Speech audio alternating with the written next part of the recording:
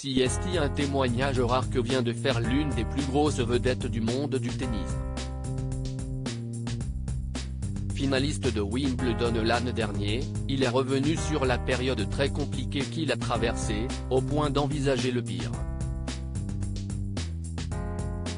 CST, le genre de témoignage que l'on entend assez rarement, mais qui décrit bien la détresse psychologique dans laquelle peuvent être plongés certains sportifs de haut niveau. Lorsqu'on pense à cet univers, on imagine forcément l'argent, les stades remplis et la belle vie, mais parfois, la chute n'est pas très loin. Récemment, Lucas Pouille s'est exprimé sur les moments sombres qu'il a traversés récemment. J'ai commencé à avoir un côté plus sombre et à entrer dans une dépression qui m'a amené, après Roland, en Angleterre, à dormir 1 heure par nuit et à boire seul. J'étais dans une sale phase. Et j'ai pris la décision de dire stop. Sinon, j'aurais fini à Sainte-Anne, chez les fous, témoignait-il dans l'équipe. Une prise de parole forte dans un monde où la santé mentale des athlètes reste encore un sujet tabou. Le Français n'est pas le seul à s'être ouvert publiquement sur les problèmes psychologiques qu'il a pu connaître dans sa carrière.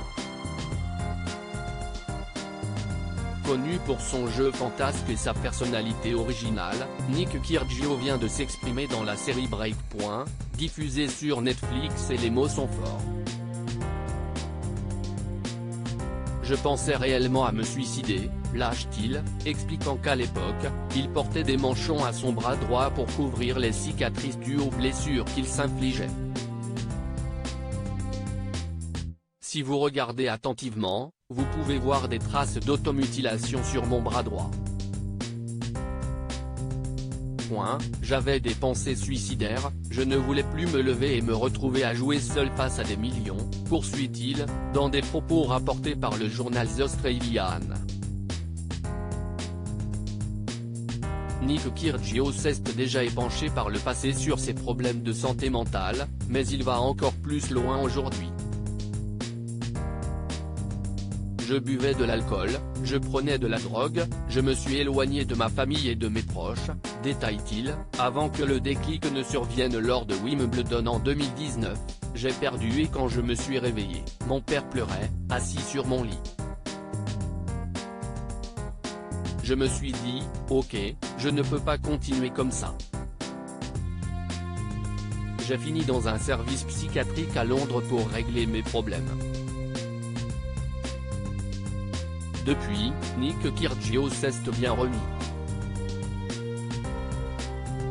Pour preuve, il était en finale de Wimbledon l'an dernier, battu par Novak Djokovic après un parcours fabuleux à Londres.